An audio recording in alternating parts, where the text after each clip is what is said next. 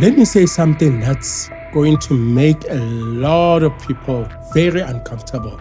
But it needs to be said, especially now with all the revelations coming out of the Mkhwanazi testimony at the Madlanga Commission. The so-called freedom fighters who fought against apartheid, the ones who went to prison, the one we celebrate as heroes today, they've never actually cared about black people. They didn't care about you. They didn't care about me. They didn't care about our mothers or our children. What they cared about was power. They wanted an opportunity to have black people vote for them so they could get into government and loot the state. And that's exactly what they've done for the past 30 years. I know this is controversial. I know people are going to be angry, but look at the facts. Look at where we are today compared to where we were back then. We are objectively worse off than we were during apartheid. And before you come for me in the comments, I'm not saying apartheid was good. I'm saying that the people who claimed to be fighting for our freedom have failed us so spectacularly that we actually worse off now than we were then. People don't even have the simple dignity of being able to provide for themselves anymore. Instead, they depend on government for everything. Half this country, literally half of South Africa, is on a government grant of some sort. Social grants, child support grants, old age pension, disability grants. This is not freedom. This is a population that has been deliberately kept poor and dependent. So they'll keep voting for the same people who are stealing from them. If these so-called freedom fighters truly cared about the people, they would have united in their fight for freedom. But they didn't unite, did they? They formed different factions, different parties. They fought each other for power. The ANC, the PAC, the IFP. Instead of coming together to fight for the people, they were positioning themselves to be the ones in charge when apartheid ended. And in my view, there was only one leader from that time who actually cared and who mattered. Steve Biko. Biko preached black consciousness. He wanted black people to be proud of themselves, to build themselves up, to be self-sufficient. He didn't want us to be dependent on anyone, not white people, not the government, not handouts. He wanted us to stand on our own 2 feet. And what happened to him? He was killed. The rest of them, the ones who survived, they were just chasing an opportunity to get into power and to loot. Let's talk about Nelson Mandela. I know this is going to upset a lot of people, but hear me out. Mandela came out of prison after 27 years. He was on Robben Island. He became president and just served for 5 years, from 1994 to 1999. And when he died in 2013, he was incredibly wealthy. He had a mansion in Houghton Estates, one of the richest suburbs, not just in South Africa, but in the whole of Africa. He had a huge house in Kunu, in the Eastern Cape. He had farms, he had livestock. Where did all of that come from? He was in prison, for goodness sake, for 27 years. He could have not had businesses or invested money during that time. He was a president for 5 years, earning a salary from government. So where did the wealth come from? And let's not forget what happened during his presidency. A massive corrupt arms deal that would actually have Zuma happened under Mandela's watch and Mbeki. They had to have known. And what did they do? Nothing. Zuma, who was implicated in that arms deal, who everyone knew was corrupt, still became president of this country in 2009. And what did we do?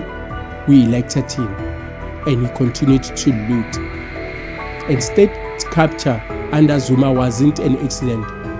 It was a logical conclusion of a system that was built to be looted from day one.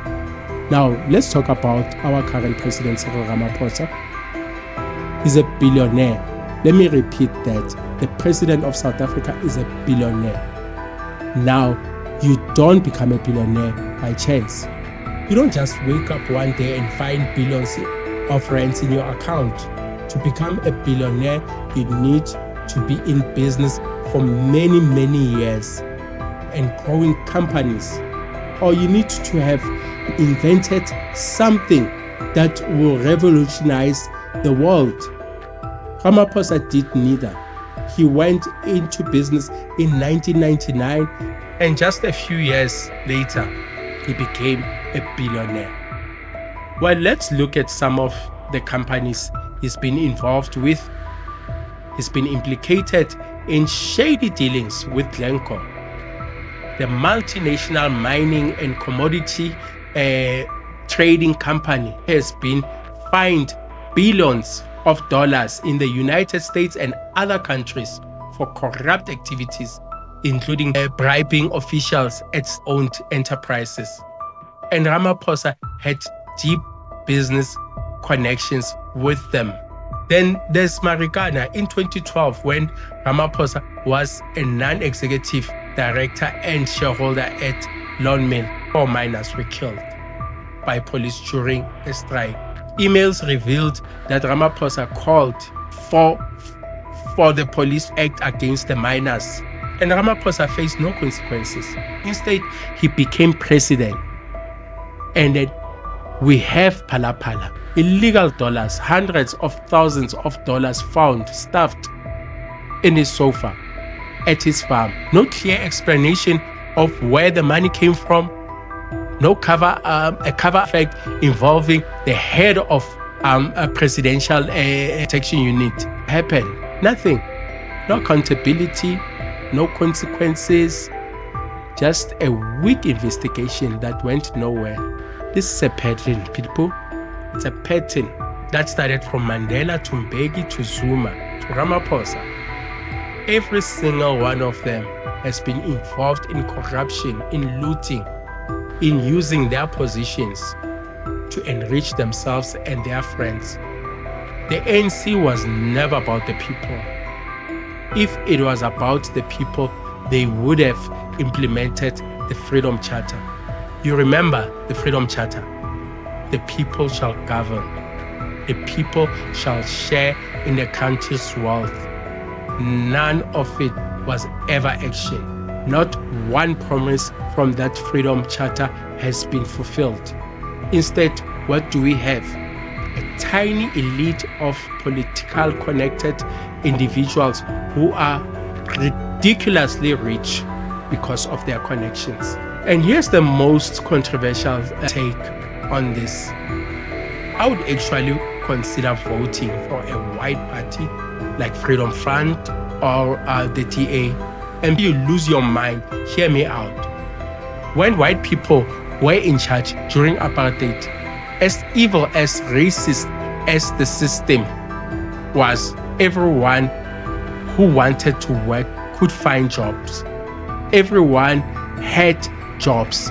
Today, under the black leadership, under ANC rule, people don't even have the dignity of being able to work and provide for themselves. The unemployment rate is over 40%. Unemployment is over 60% in the youth. More than half of our youth is not working. How is that freedom? How is that better? I'm not saying apartheid was good. I'm saying the ANC has failed so miserably. That's how bad things have gotten. The Mkhwanazi's revelation at the Madlanga Commission are just confirming what we already knew. Politicians and criminals work hand in hand. Tenders are rigged. Justice is South Africa.